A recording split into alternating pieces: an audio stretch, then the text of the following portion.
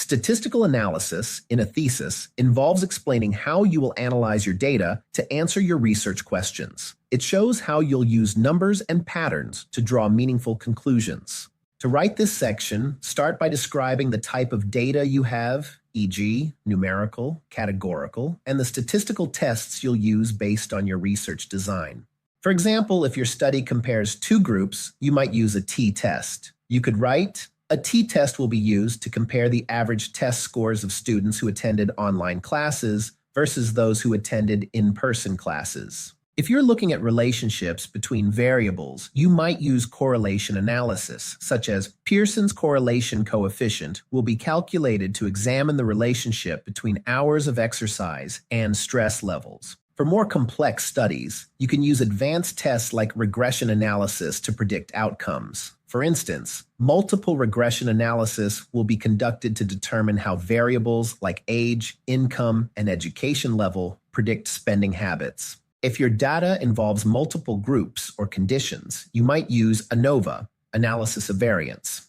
For example, ANOVA will be used to compare satisfaction levels across 3 different customer service methods. Modern statistical software makes analysis easier and more accurate.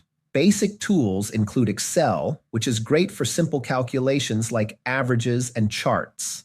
Intermediate software like SPSS, Statistical Package for the Social Sciences, is widely used for t-tests, ANOVA, and regression analysis. For advanced users, R and Python are powerful programming languages that handle large data sets and complex analyses. For example, you could write, SPSS will be used to perform descriptive statistics and ANOVA, while R will be used for advanced visualization and predictive modeling.